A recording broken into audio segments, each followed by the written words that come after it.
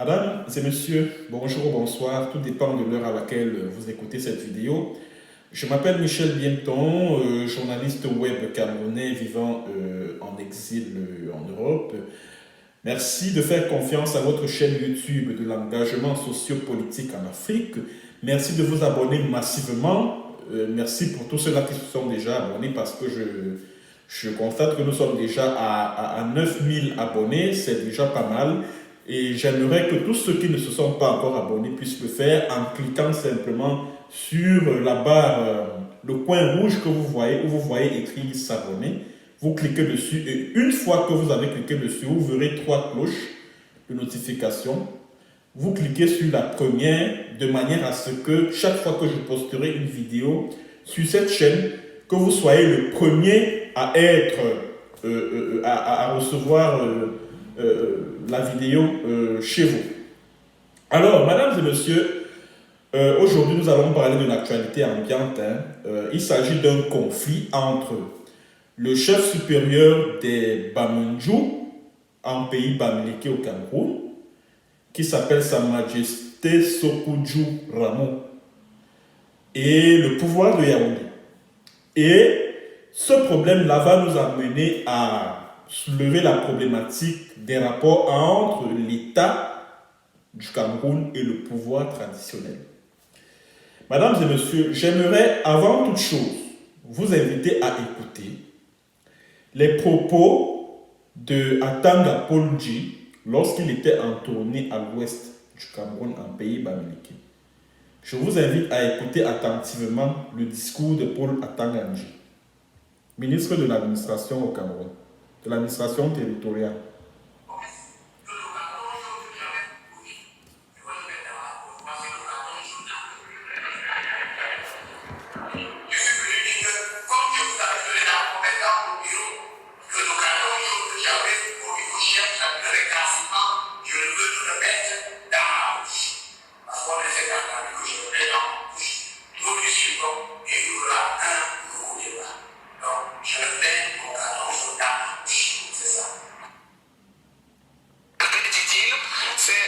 Traditionnel le clan Saken.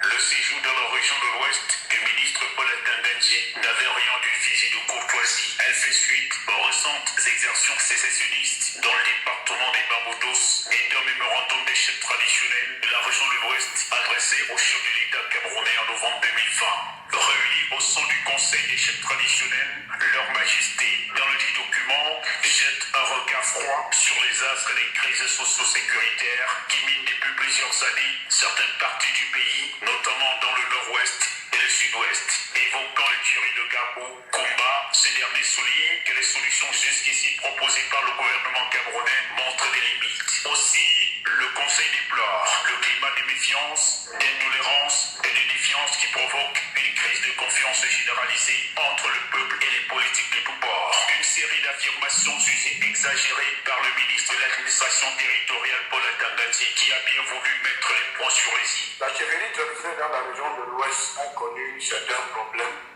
et a affiché certaines attitudes qui méritent d'être recadrées. À titre de rappel, les chefs traditionnels sont les auxiliaires de l'administration. Et à ce titre, il est important pour les chefs traditionnels de poser des actes qui ne sont pas de nature à mettre en difficulté l'administration. Pas content de cette conduite qualifiée de moins républicaine par le patron de l'administration territoriale, le MINAT a tenu à remonter les bretelles de ses garants de la tradition. Un carton jaune leur est servi. Et je vais donner la promesse que le carton jaune que j'avais oui, je vais le mettre dans la poche parce que le carton jaune là. Je suis venu dire que comme je vous avais donné la promesse dans mon bureau, que le carton jaune que j'avais pour vos chefs, ça me ferait gratuitement, je le veux le mettre dans ma bouche. Parce qu'on essaie d'entendre que je le mets dans ma bouche. Nous qui suivons, et il y aura un nouveau débat. Donc, je mets mon carton jaune dans ma bouche. C'est ça. Donc, les décisions de la directive, ne pas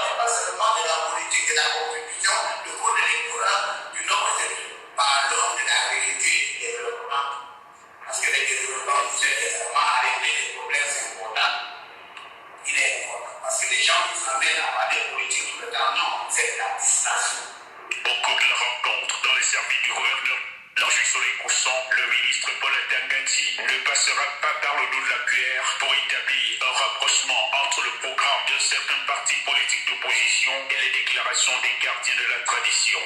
Le mémorandum signé par les chefs traditionnels, ils étaient 7 ou 8, est la copie conforme d'un projet politique, d'un leader politique original de la région de l'Ouest. Deuxièmement, ce mémorandum avait l'allure et donnait des leçons à la première institution de la République. Je suis venu vous dire sincèrement, en tant que votre tutelle, que je ne suis pas du tout d'accord avec cette démarche, qui à mon avis est une démarche anti-républicaine. Et je veux me faire bien comprendre, il n'est pas interdit de faire des suggestions. Il n'est même pas interdit de critiquer. C'est ça le sens même de la démocratie voulue par le chef de l'État. Pour ceux d'entre vous qui ont un certain âge, rappelez-vous qu'en 1991, le RDPC, parti au pouvoir, dont je suis membre et fier de l'être, avait refusé la démocratie, avec pour slogan non au multipartisme précipité. Et le chef d'État, son excellence, pour bien garant de la Constitution, qui sait se mettre au-dessus des mêlées, a dit à ses propres militants du parti que le RDPC est fort, certes, mais préparez-vous à une éventuelle concurrence. Une réunion de sécurité avec les forces vives de la Resson va boucler cette journée du travail du MINAT.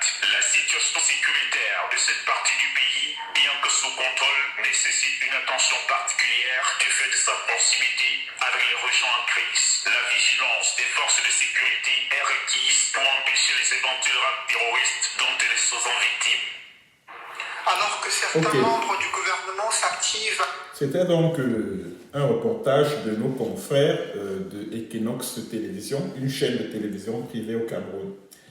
Alors, vous avez donc suivi les propos de Paul Atanganji, ministre de l'administration territoriale. C'est-à-dire qu'il se met devant les chefs traditionnels bamileki. Il leur parle comme s'ils étaient ses enfants. Il prend le carton jaune, il dit, hey, carton jaune, machin, truc. Parce que vous avez tenu des propos anti-républicains et blablabla, ceci, cela. Attends, Paul dit. Et vous-même aussi, c'est un chef traditionnel de l'Ouest, là. Apprenez aussi à vous respecter. Et ainsi, on va vous respecter. Comment attendre quelqu'un qui n'aime même pas, il ne fait même pas partie de vos communautés respectives. Il vient s'asseoir devant vous, il se met à bavardailler là, à vous faire des rappels à l'ordre, comme si vous étiez ses enfants. Et vous êtes là, vous applaudissez. Pourquoi vous ne pouvez pas copier l'exemple du chef traditionnel Bamenjou là, Rano Sokodjou? Vous avez vu, c'est quelqu'un qui a la tête sur les épaules. C'est quelqu'un qui ne veut pas baiser le cul de tous ces voyous qui gouvernent à Yaoundé là. Pour ça, il a mon admiration. Et voilà donc un monsieur qui aimerait, c'est-à-dire que voilà donc un monsieur qui mérite respect et considération. Tant que vous ne vous respectez pas, vous, en tant que chef traditionnel, personne ne va vous respecter. Personne. Partez vous asseoir dans des réunions et tout. Attends, quand je se mets à raconter ces choses juste parce qu'il veut vous interdire de dire ce que vous pensez de la manière dont le régime du renouveau, le régime de Paul Biya, conduit sa politique du renouveau au Cameroun. On vous interdit de parler, de vous exprimer. Quelle est la loi au Cameroun qui interdit à un chef traditionnel de s'exprimer?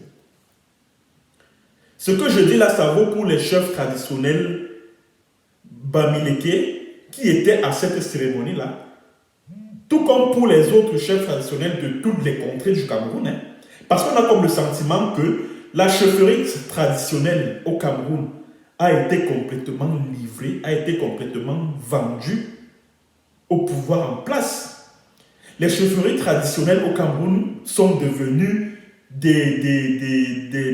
sais pas où c'est des comités de base, où c'est des sous-sections, ou je sais pas trop quoi, du Rassemblement démocratique du peuple camerounais. On oblige, le pouvoir Biya oblige les chefs traditionnels du nord au sud, de l'est à l'ouest, à militer au sein du RDPC. Quand vous décidez de tenir des propos qui sont critiques, et quand vous êtes chef traditionnel, et que vous décidez tenir des propos à l'encontre du système en place, à l'encontre de la manière dont le régime conduit, le régime de Biya conduit les affaires de la nation au Cameroun. On vous rappelle à l'ordre, on vous dit que oui, voilà, vous avez fait ceci, vous avez fait... Je vais vous faire lire une mise en garde que le préfet du Haut-Plateau, des Hauts-Plateaux, à l'ouest toujours, là, en pays Bamileke, il s'appelle Yampan Ousmane. Je vais vous faire lire cette mise en garde qu'il a envoyée à Sa Majesté Ramos Sokodjou, le roi des Bamindjou. Bon, la lettre date du 19 janvier 2021. Voici ce que Yampan Ousmane nous dit à un chef traditionnel. Lui aussi, il parle à Sokodjou comme s'il s'adressait à son bambin. Il dit, par lettre numéro 100, bar L, bar F, bar F38, bar SP, du 24 juillet 2020, dont 6 juin, thermocopie. J'attirais votre attention sur la violation flagrante des lois de la République. Quelle loi est-ce qu'il a violé? On va revenir sur le fameux décret numéro 77, bar 245 du 15 juillet 1977 là. Suite à une concertation publique organisée et présidée par vos soins dans l'enceinte de vos chefferies, le 18 juillet 2020. En dépit de cette mise en garde, dans l'oubli des obligations que vous impose votre qualité d'auxiliaire d'administration, en vertu du décret numéro 77/245 du 15 juillet 1977, il s'agit de la loi dont je parlais tout à l'heure, portant organisation des chefferies traditionnelles, vous continuez à agir en marge des textes en vigueur, au travers des propos de nature à mettre en péril la stabilité des institutions républicaines et la légitimité de celui qui les incarne. Autoproclamé donneur de leçons, vous incitez ainsi les populations à la révolte et à l'insurrection. Face à ces dérives, je vous invite à faire preuve d'un sens élevé de responsabilité, digne de votre statut de gardien de tradition.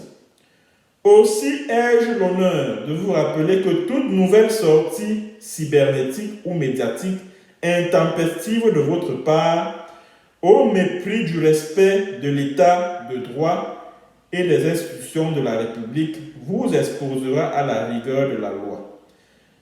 Veuillez croire, Sa Majesté, l'expression de ma considération distinguée, le préfet Yampan Ousmane. Yampan Ousmane, tu es originaire du Noun, en pays Bamoun. Yampan Ousmane, préfet des Hauts-Plateaux. Est-ce qu'une pareille lettre, tu pourrais l'envoyer à ton sultan, le sultan Ibrahim Boumou-Njoya? Une lettre comme celle-ci. C'est tellement déplacé, monsieur. Est-ce qu'une lettre pareille, toi là, Yampan Ousmane, toi, est-ce que tu peux avoir le courage de t'adresser ainsi à ton sultan, le roi des Bamoun, Ibrahim Boumou-Njoya? Est-ce que tu peux t'adresser ainsi à lui? Tu dis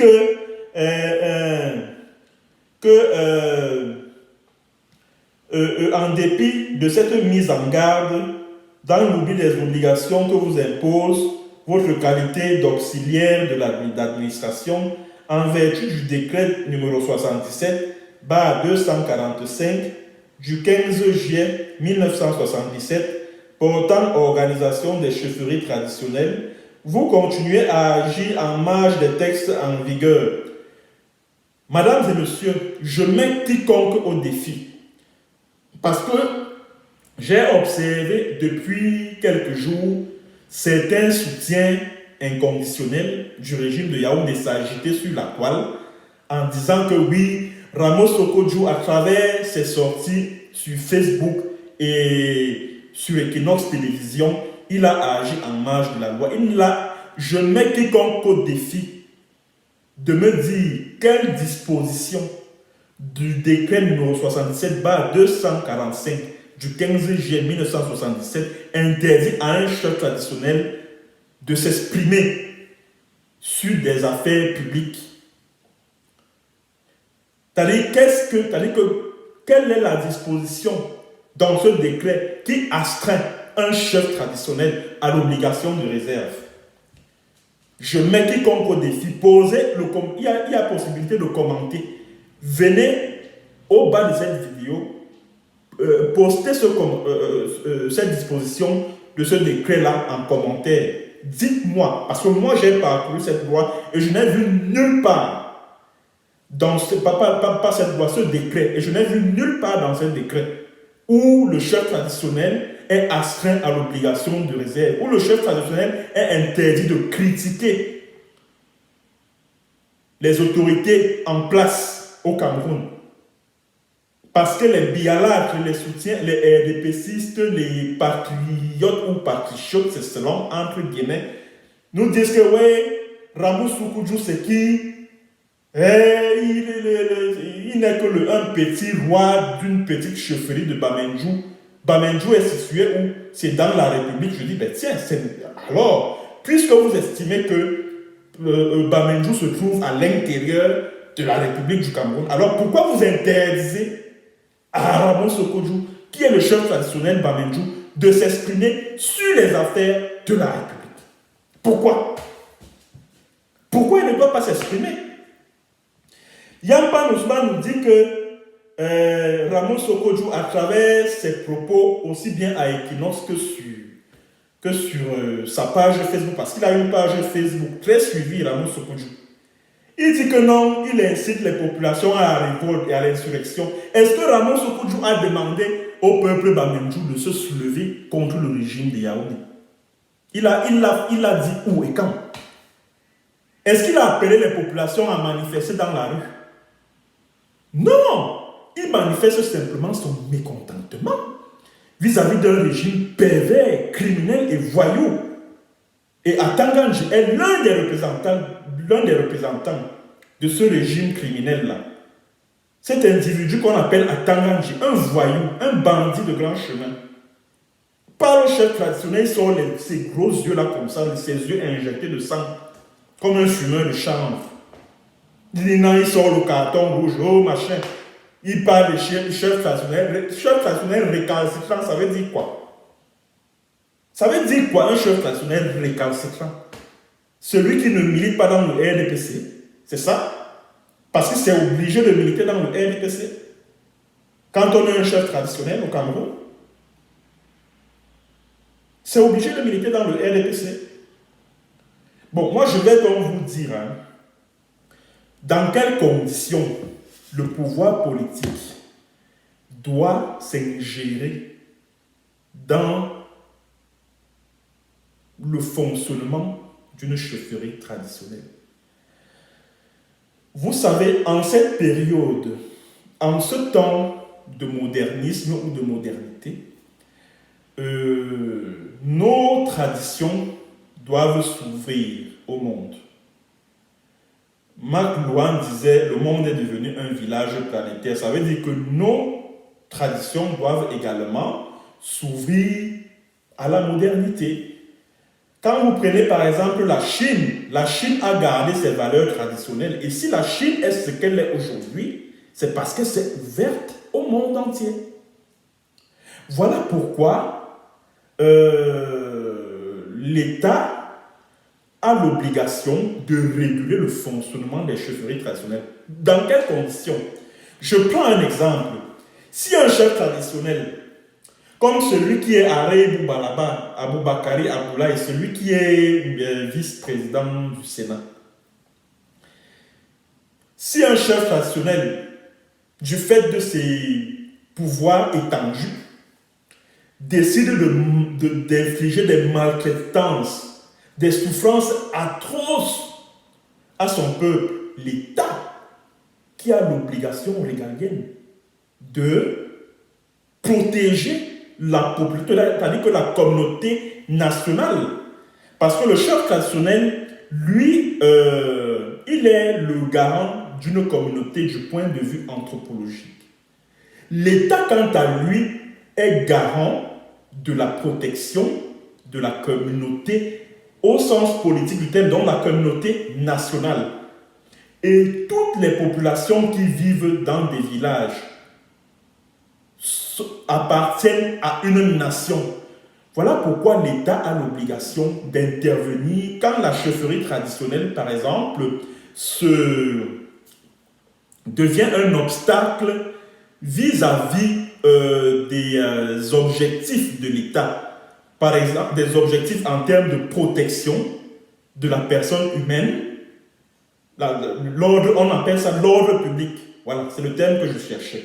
Donc l'État a l'obligation de garantir l'ordre et la sécurité publique. Or, quand la chefferie traditionnelle viole cet ordre et cette sécurité publique, l'État a l'obligation de recadrer cette chefferie traditionnelle. Ce n'est que dans ces conditions-là. Maintenant, l'État, au sens westphalien du terme, a une obligation vis-à-vis de sa communauté nationale, à savoir le développement social, économique et culturel, par exemple, touristique, tout ce que vous voulez. Bon, maintenant, il peut arriver que, par exemple, l'État veut construire une route. On va prendre la route Ezeka-Makak. Je prends un exemple comme ça. Et maintenant, pour que le projet de construction puisse aboutir, il va falloir que le long du parcours, les villages qui se trouvent là, que les chefs traditionnels soient consultés, forcément. Parce que là, les populations qui se trouvent le long du parcours seront obligées de céder, par exemple, leur terrain, etc. Bon, il peut arriver maintenant que par où la route est censée passer. Peut-être qu'à un endroit se trouve peut-être un lieu où les populations ont l'habitude de procéder à certains rites traditionnels depuis peut-être des générations et des générations. Et que maintenant, les populations veuillent préserver ce lieu sacré. Maintenant, l'État, lui, il a l'obligation de garantir le développement à toute la communauté, y compris celle qui vit dans ces contrées-là. Qu'est-ce qu'il faut faire? Il faut négocier avec les garants de la tradition. Les garants de la tradition. Et maintenant, pour négocier avec les garants de cette tradition-là, comme il va falloir négocier avec les garants, il va falloir, il faut que le représentant de l'État ici, c'est soit le ministre de l'administration territoriale, soit le gouverneur, soit le préfet, soit le sous-préfet. C'est selon qu'il s'agisse de la chefferie traditionnelle du premier, deuxième, troisième degré, selon le décret que Yampan a cité dans son torchon là, le décret numéro 77/245 du 15 juillet 1977.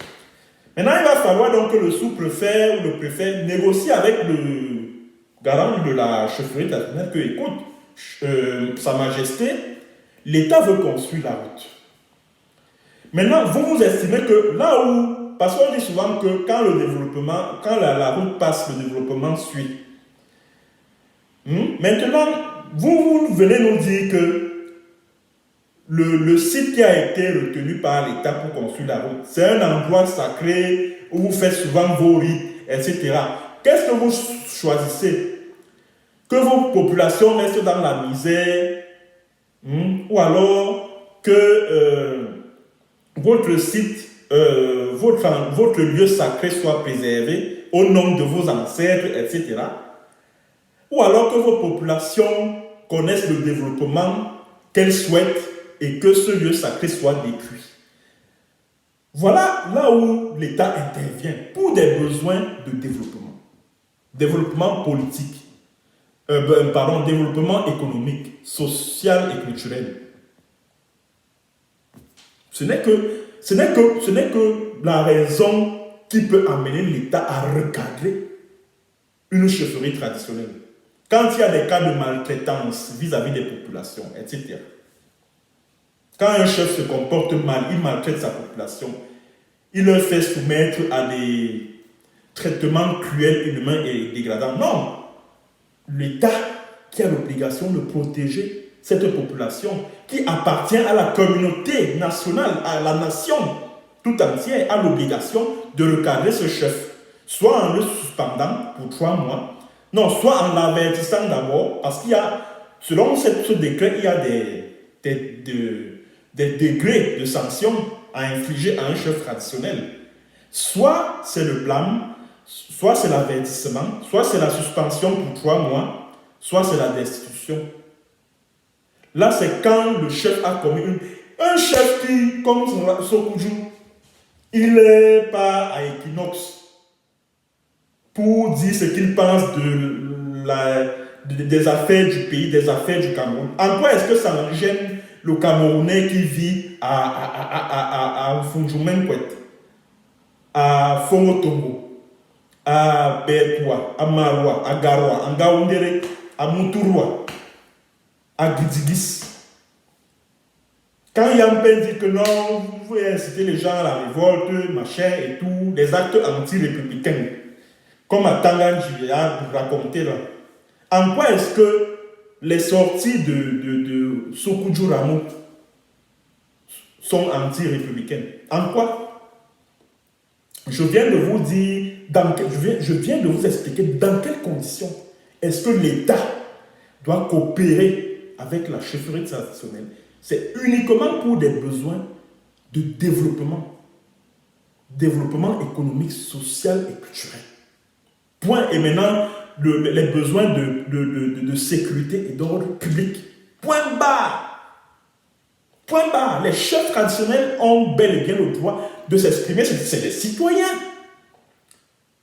Si on estime que ils sont, leur contrée ou je sais pas, leur chefferie se trouve à l'intérieur de la République, et bien ça veut dire qu'ils sont couverts par le préambule de la Constitution, par les conventions internationales ratifiées par le Cameroun et qui leur donnent le droit de s'exprimer. Alors où est l'acte anti-républicain dans tout ce que Ramos Sokudju a dit?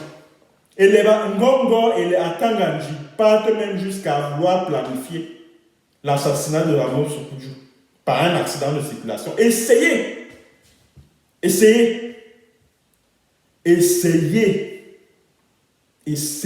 vous allez voir de vos propres yeux. Essayez. Donc j'en profite donc. J'espère que tous ceux qui sont des chefs traditionnels au Cameroun ont écouté mes explications. Et maintenant, je vous invite, chère majesté, à vous respecter. Et c'est ainsi que vous serez respectés. Quand vous transformez vos chefferies traditionnelles en des succursales du RDPC, c'est dans vos chefferies qu'on vient vous porter les urnes pour aller bourrer, pour donner des voix frauduleuses au RDPC. C'est dans vos chefferies. C'est-à-dire que c'est vous qui êtes des militants les plus virulents du RDPC. Regardez par exemple les Sawa. Quand ils font souvent leur gondola, ils font souvent ils ont un rite qu'ils font souvent là. Ils trempent la calebasse dans l'eau. Donc ils plongent au fond de l'eau. Quand ils ressortent, depuis peut-être plusieurs années, ils font ça. Quand la personne ressort de l'eau, il dit que non, c'est un message au président de la République et tout. C'est pas possible. Regardez les chefs traditionnels du Nord et tout ça. On vous trimballe comme ça, comme des enfants. Respectez-vous. Et ainsi, on va vous respecter. Au niveau de la zone anglophone, alors, c'est grave. Il y a très peu de chefs traditionnels qui prennent leur courage à deux-mêmes pour dénoncer les crimes du régime de Biya en zone anglophone. Tous se mettent du côté du pouvoir en place pour éviter des représailles. Non, un chef traditionnel ne doit pas avoir peur des représailles. C'est pour ça que J'ai suivi, je crois que j'ai lu sur un poste de Ramon Sokudju, le chef Bamendjou, qu'un vrai chef traditionnel, c'est celui qui accepte de mourir pour que sa population puisse évoluer. C'est-à-dire que si sa mort, si son sacrifice peut aider sa population à évoluer, à se développer, à progresser, ça sera une des plus belles morts qui soit. Sokudju, Ramon, il a fait un post sur Facebook, vous pouvez aller lire. Voilà donc un chef traditionnel. Un chef traditionnel, ce n'est pas celui qui chante et danse, Paul Biaoye, il applaudit. Ce n'est pas un applaudimètre. Chère Majesté. Et c'est comme ça que les attributs de chef sont maintenant des choses qu'on achète. Tu vas voir telle élite. Il est à Yaoundé, il habite Yaoundé. Mais il part disputer le fauteuil de chef avec son cousin, avec son...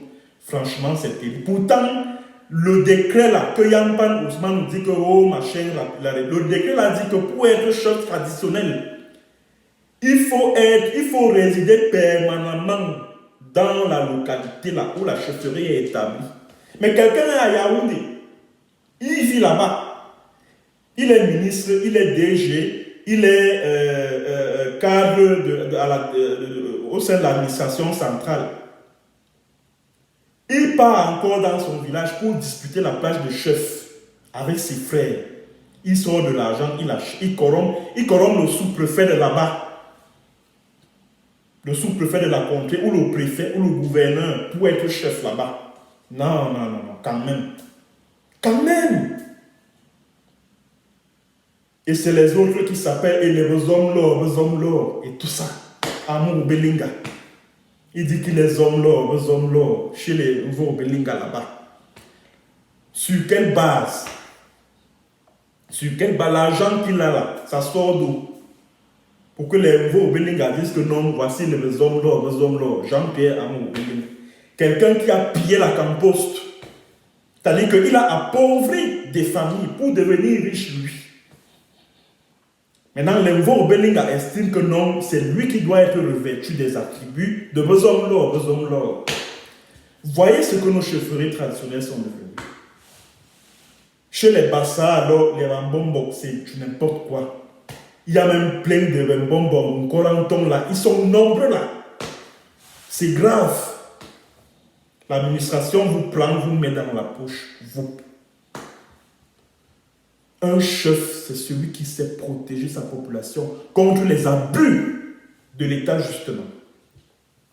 C'est ça. Voilà donc le message que j'avais pour vous, mesdames et messieurs. Partagez cette vidéo au maximum. Merci d'avoir écouté cette séance vidéo et à la prochaine pour une autre séance et sur un autre thème. Bonjour ou bonsoir.